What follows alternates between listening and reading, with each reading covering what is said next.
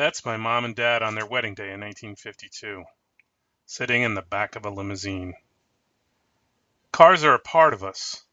They're part of our memories, and though they are mere hunks of iron, if we're lucky, they become a part of the family.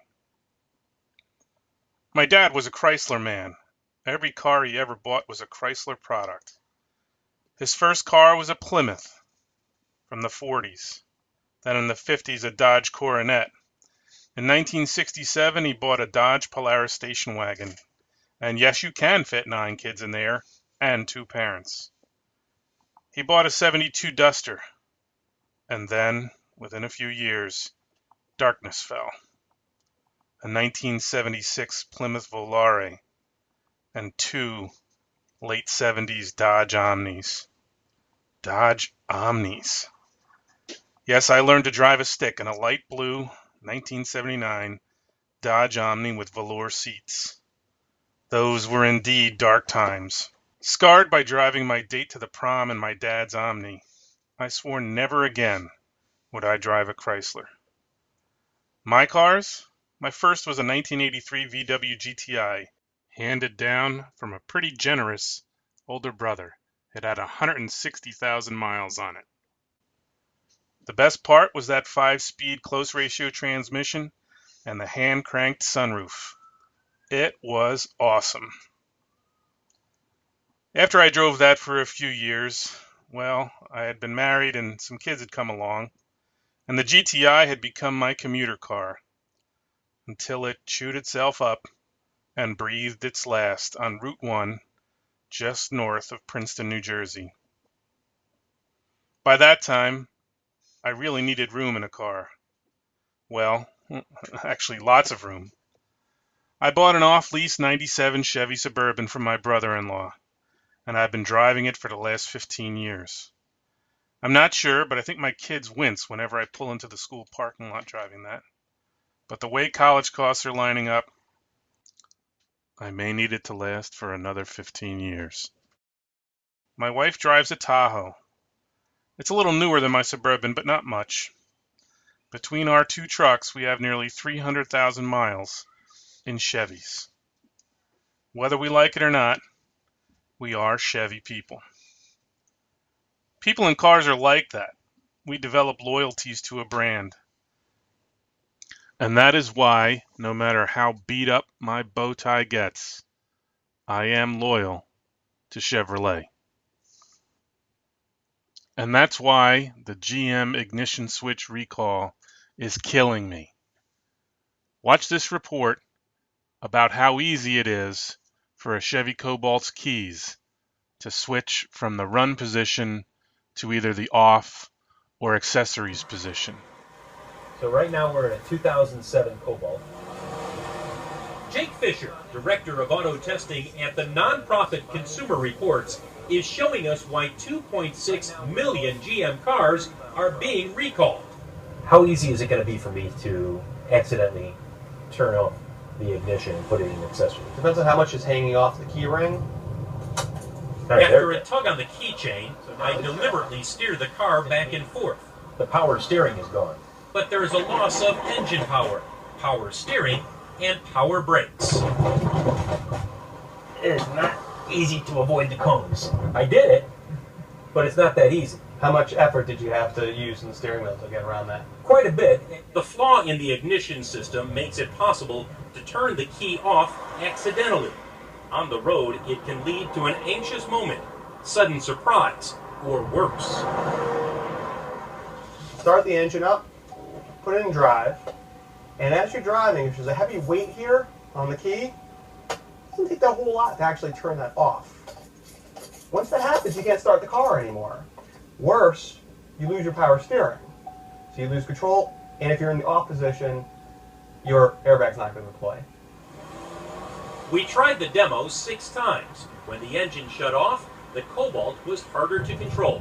All right, there it goes. Now I could go around the cones, but I knew that it was coming. What's the worst case scenario here with this car, and the fact that they're still out on the road? Well, the worst case scenario is, when this happens, you lose the ability to actually steer the car very well. You could lose the ability to stop the vehicle, and you are highly distracted at that time. Along with that, you have the airbags are shut off. So it's very easy to see how an accident could happen. It could be very tragic. Okay, so here we are right inside my 97 Suburban. And I'm just going to try and do that same test that you just saw with just slightly pulling on the keys to see if there's any change in the position of the key. Alright, I'm going to start the truck.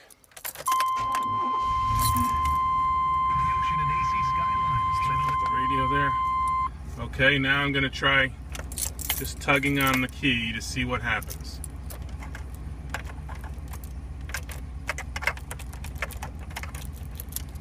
Nothing. That's what's supposed to happen. Here we are in my daughter's car. She drives a 2002 Toyota Camry, which had its own issues with that little thing right down there. But let's see what happens with the ignition switch. I'll turn it to start.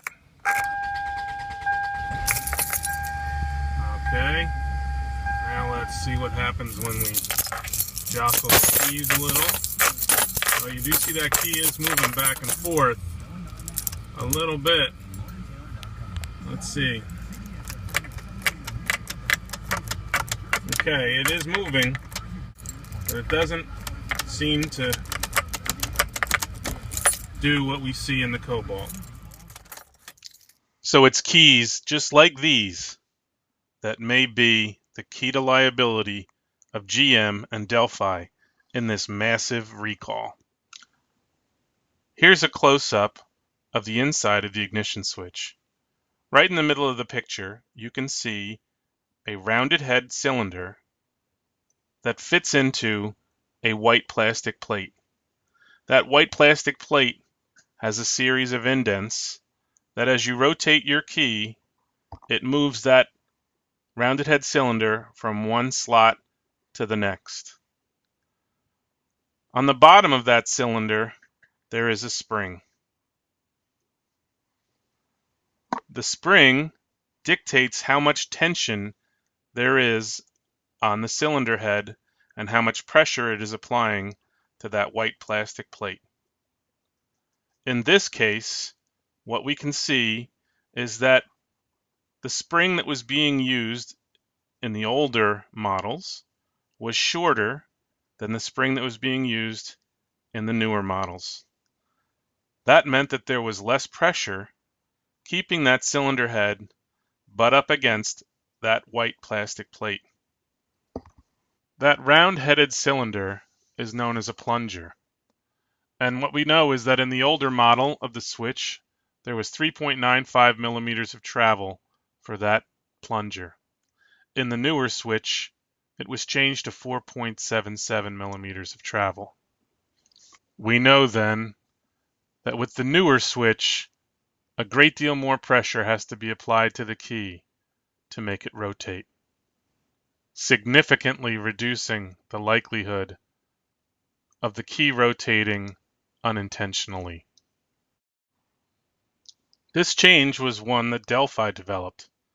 Unfortunately, the boys in the bow tie, who ultimately approved the change, failed to actually change the part number. By failing to change the part number, GM created a real problem for itself.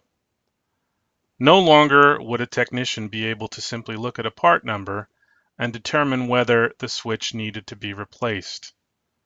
Rather, all of the switches would now be subject to recall because no one could be sure which switch was actually in what car. What we do know at this point is that at least 13 people have been killed in accidents related to this ignition switch defect. The numbers may be much higher. Certainly, any claim or accident in which there was a failure of the airbags to deploy is going to have to be examined to determine whether or not the key was in the run position at the time of impact. Going through NHTSA records, at least one reporter has determined that as many as 300 deaths could be directly related to this defect in the ignition switch. How is that going to affect the luster of the Chevrolet Bowtie?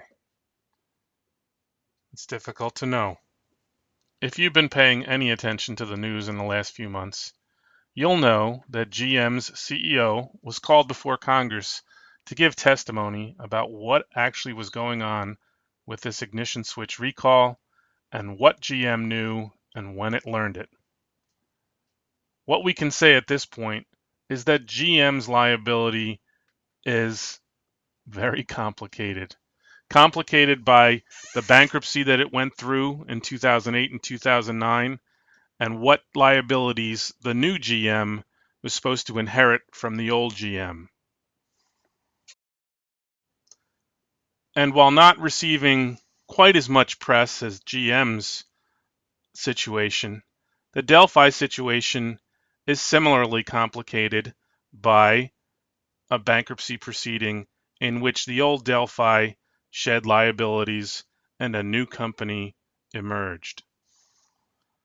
Both companies are now facing a multitude of litigations around the country, including not only serious personal injury actions and wrongful death actions, but also claims that their GM vehicles, though used, are now worth much less than they previously were. In addition to the actual legal liability, GM now recognizes that its brand and reputation is seriously at risk. GM recognizes that its greatest liability may be its loss of trust from its customers, including people like the Morrisons from Metuchen, New Jersey. When you can't trust a company that goes together with baseball, hot dogs, and apple pie, who can you trust? Swiss Re does have insurance programs for both GM and Delphi, and we have been in touch with both of our clients regarding their potential exposures. It is a complicated situation with lots of moving parts. So this is your opportunity to ask some questions about how we would handle claims like this for both GM and for Delphi. Don't be shy, be a lion.